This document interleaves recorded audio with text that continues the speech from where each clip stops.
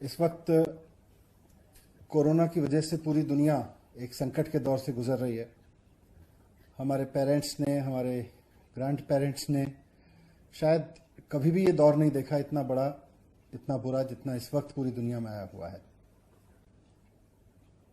हम सबको, सरकार को,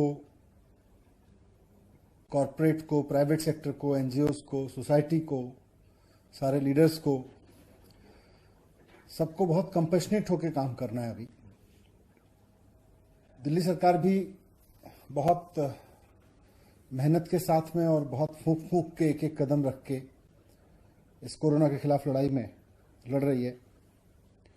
सरकार सबको फ्री राशन दे रही है, करीब 90 लाख लोगों को फ्री राशन दे रही है। उसके अलावा 10 लाख लोगों को रोजाना लंच और डिनर कराया जा रहा है। कई लाख लोगों को मॉनेटरी सपोर्ट उनके अकाउंट में पहुंचाई गई है। कोरोना की वजह से दो सेक्टर सबसे ज्यादा प्रभावित हो रहे हैं, इकोनॉमी और एजुकेशन। इकोनॉमी के फ्रंट पे भी बहुत सारे काम हो रहे हैं, लेकिन आज एजुकेशन पे मैं बात करने के लिए आपके बीच आया हूं। और एजुकेशन में गवर्नमेंट स्कूल्स के बच्चों के लिए सरकार ने, जो दिल्ली के गवर्नमेंट स्कूल में पढ़ते हैं उन बच्चों के लिए सरकार ने ऑनलाइन क्लासेस शुरू कर दी हैं। उन्होंने उसमें ऑन फोन क्लासेस ली जा रही हैं, ऑनलाइन क्लासेस ली जा रही हैं और भी कई मीडियम्स के माध्यम से क्लासेस ली जा रही हैं और लेने की तैयारी है। प्राइवेट स्कूल के बारे में मैं कहना चाहता हूं कि प्राइवेट स्कूल दिल्ली में और भारत में, पूरे देश में कंपनियों द्वारा नहीं चलाए जाते, ट्रस्ट द्वारा चलाए जाते हैं, संस्थाओं द्वारा चलाए जाते हैं।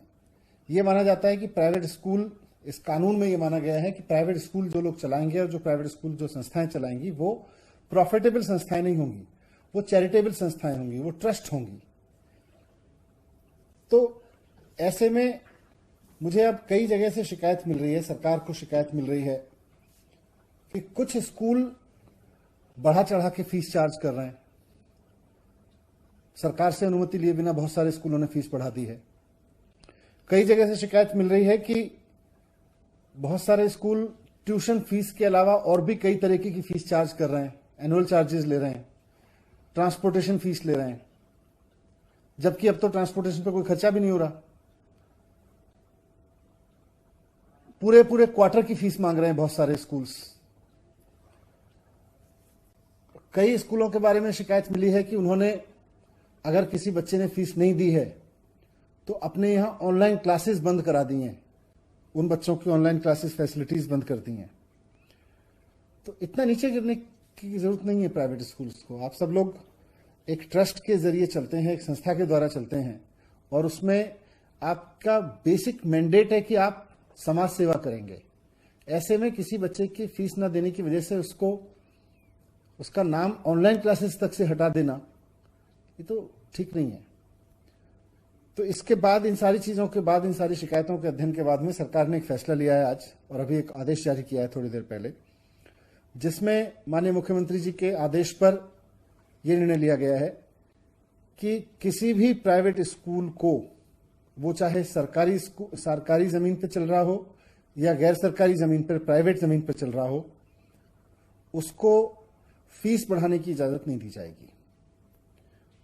सरकार से पूछे बिना कोई भी प्राइवेट स्कूल फीस नहीं बढ़ा सकता, वो चाहे प्राइवेट स्कूल प्राइवेट जमीन पे चल रहा हो या गवर्नमेंट जमीन पे चल रहा हो। दूसरा, कोई भी स्कूल 3 महीने की फीस डिमांड नहीं करेगा, केवल ट्यूशन फीस डिमांड करेगा, वो भी महीनावार लेंगे। कोई स्कूल पेरेंट्स को 3 महीने की फीस नहीं चार्ज करेगा। इसके साथ जो ऑनलाइन एजुकेशन दी जा रही है बच्चों को स्कूल्स की तरफ से, प्राइवेट स्कूल्स की तरफ से, सभी बच्चों को देनी होगी।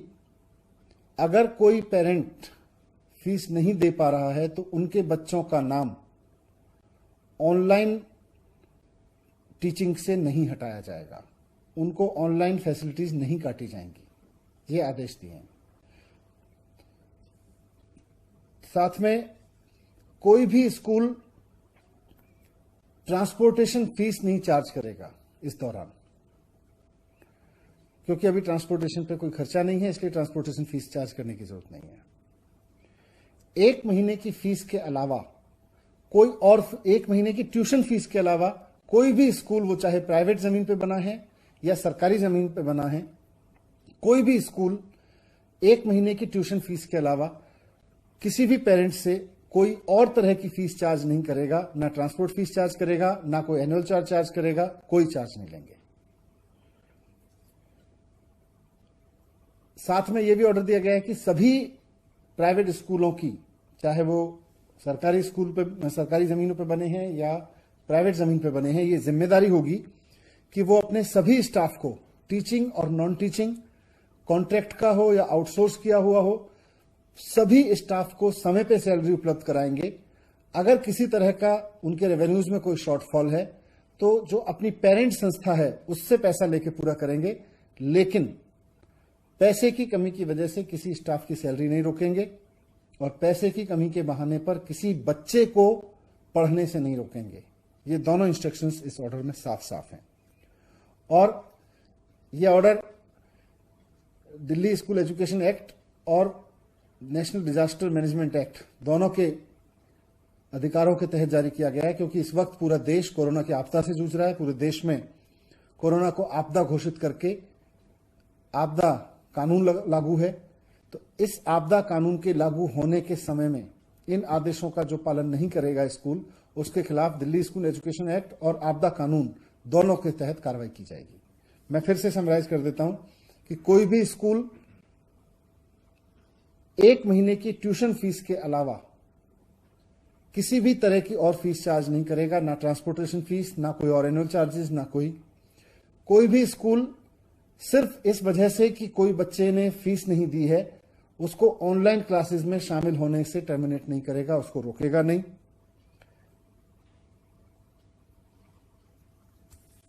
बिना सरकार की इजाजत के कोई फीस नहीं बढ़ाएगा, जो फीस पहले से थी उसी को अलाउ किया जाएगा। उसके अलावा बढ़ी हुई फीस नहीं चार्ज की जाएगी किसी भी स्कूल में। और साथ साथ सभी स्टाफ को, कॉन्ट्रैक्ट हों या आउटसोर्स किए गए हों, परमानेंट हों, टीचर्स, नॉन टीचर्स, सबकी सैलरी समय पे दी जाएगी। उसके लिए जरूरत पड़े तो अपनी पेरेंट्स संस्था से पैसा लेके दें, और जो इसका पालन नहीं करेगा उसके खिलाफ कार्रवाई की जाएगी।